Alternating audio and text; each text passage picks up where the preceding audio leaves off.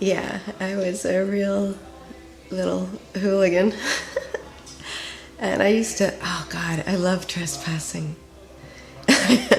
And I love abandoned buildings and going into places where I'm not meant to be. So behind my home where I live, not always, but probably when I was about 8 or 9, they started building like a transportation system, like a subway. So I used to love to go and, the rails were down and there was one of those, like one of those railroad cars that you pump. One gets on one side and the other one gets on the other side, and you just kind of ride the rails. And we weren't supposed to be there, and it was great.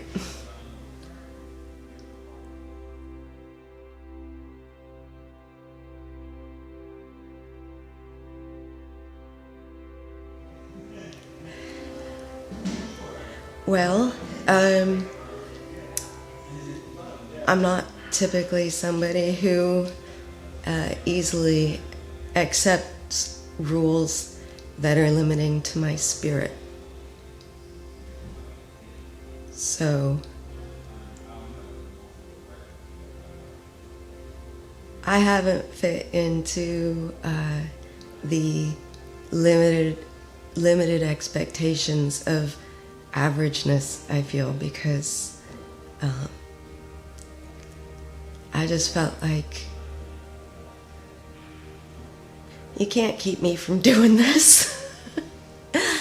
And I guess, sort of having an obsession with trespassing, being able to go and do whatever I want to do is, as an adult, I'm an artist. I've gone with my creativity, and it's not always financially stable or the safe route, but I look at the people that in my life that have gone the safe route and they're not happy anyway. So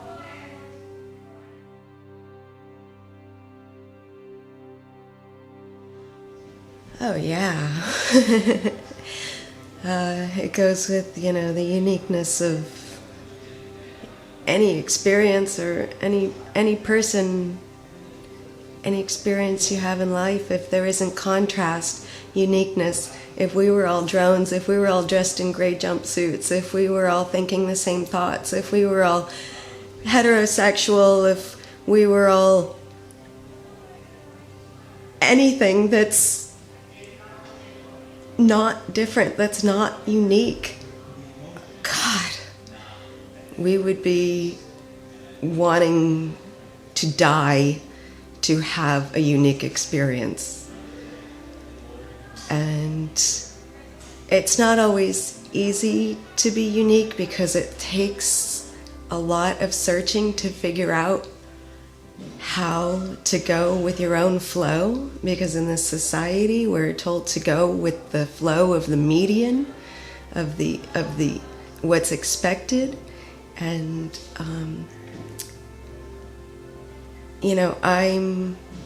I don't fit into those expectations. I can't even write a resume. I don't have skills that everybody's expected to have somehow.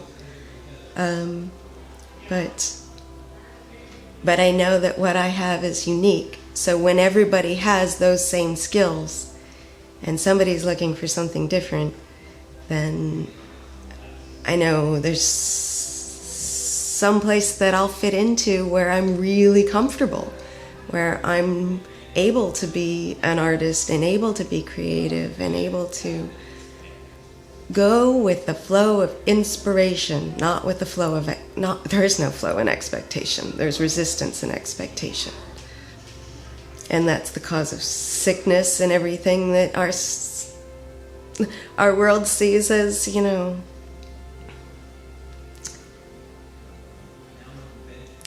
everything is a paradox in this world. They want you to fit in, but then they tell you that's not the way. They tell you to be yourself, but then they tell you not like that. Be yourself like this. And it'll squash your soul.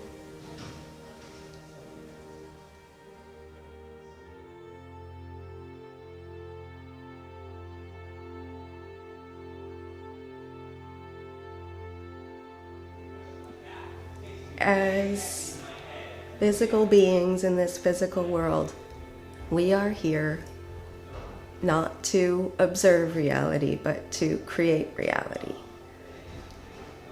Observing reality is being behind, on the wrong end of the creation. You're seeing the creation, and then there's nowhere else to go with that. If you are on the leading edge, if you are creating whatever it might be, whatever your creative skills are, if it's math, if it's politics, everything is creation. Just because it's art doesn't mean it's more creation than inventing a new material for kitchen countertops, or setting up strategies in office systems. So, art just happens to be what I can understand, the way that I can be creative. And it's allowed me to connect with myself because, my mom put me in college to be an elementary education major, and I changed that within 6 months and went with art and jewelry design, and there was no other way. I couldn't do what somebody was telling me to do. I had to do what I knew how to do. So it's allowed me to do what I know how to do and not try to be a banker or some rigid career person. Nothing wrong with it in any of the saying. No judging anybody else fitting into those paths, as long as they're doing it because that's what their skills, their talents, their strengths are in. Their minds work like that. Mine works in an artistic way, and so art has allowed me to not be something that somebody else wants me to be. It's for the sake of security and expectations and money and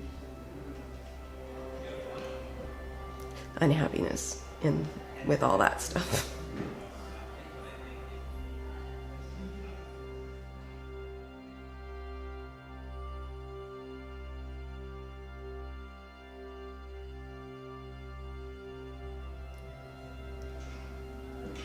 Love is the art of allowing.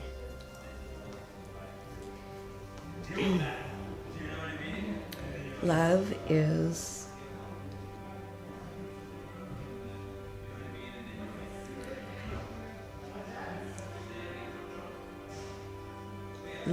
feeling, and love is knowing.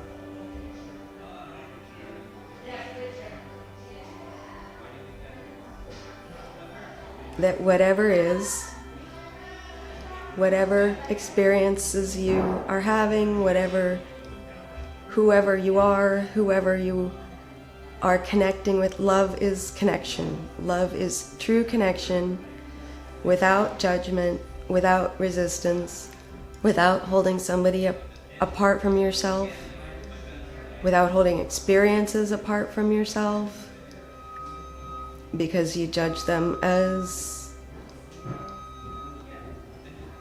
not good enough somehow.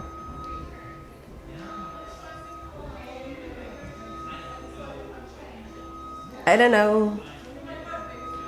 Wow, I would have thought I could answer this one better, because all I talk about is all day long. And then when it's put to me to define it in words, it seems bigger than I know how to express. But Love is being you in whatever you are at the moment and connecting to the experiences and the world and the animals and the people in a way that is non-resistant, in a way that is non-judgmental, in a way that is allowing.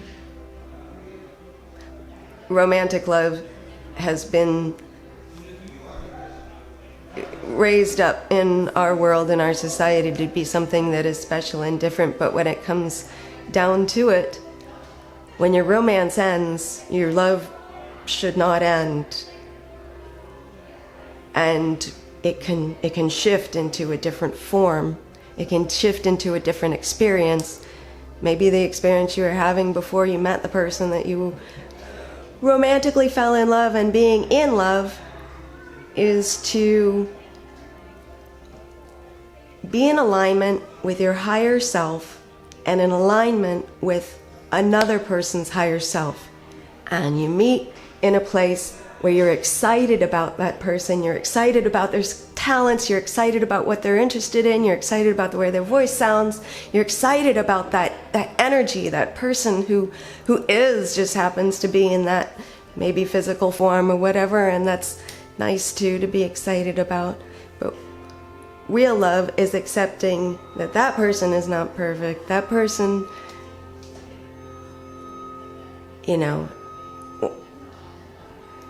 is gonna be just like you.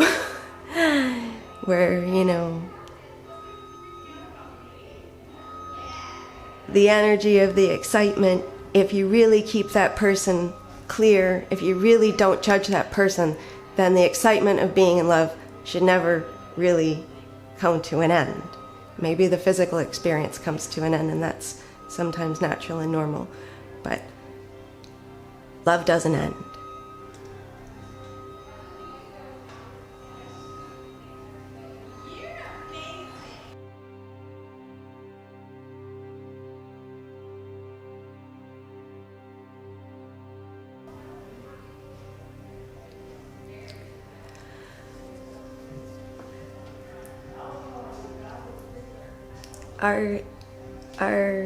Our structured society is ruled by a collective consciousness where beliefs are passed on that are completely, often completely not true. And they are limiting beliefs. And my best advice is to really examine when you've got these things that go over and over in your head, and it's something and you even profess them, I believe this, I believe that. What are you? And we're often fighting for our limitations. We're often boxing ourselves into some predisposed belief system that maybe you wouldn't even have if you hadn't been raised by that person who was raised by somebody else with a faulty belief system. Beliefs, the word belief, contains a lie in the middle. And my best advice is to constantly keep updating your status of beliefs to allow your greatest freedom. If you have a limiting belief about yourself, even if it's, I cannot lose weight, if you keep telling yourself that, it'll be a self-fulfilling prophecy. Do experiments, change the beliefs that are limiting. If there are things that you tell yourself that you can't do, or others can't do, or others shouldn't do, or any judgment that is attached to a belief, allow yourself to change the words, change the thought, do experiments, say, well, there were times in the past where I thought this was true, and I learned it wasn't. And I'm sitting in this belief right now, and I believe it's true with all of my heart, but I don't know everything. And why don't I just let myself be freer and say, well, you know what? Life is always changing. I'm always growing and changing. Let's say I tell myself I can't lose weight, I will always be fat. Let me just give myself a little experiment, a little freedom right now and say, well, you know what? I don't know that that's true. Why don't I just imagine that it's not true? And imagine that I can. And imagine that I can have what I want and that it's all here for me now. And if I just take down the resistance, take down the barriers, take down the walls, take down the limiting beliefs, what expansion will come? What expansion of my soul, of my creativity, of my connections, of my true self, of my own creativity? What can I get if I dismantle those beliefs that have been fed to me by those who maybe don't know better or don't have my best interests at heart or don't know what I'm capable of?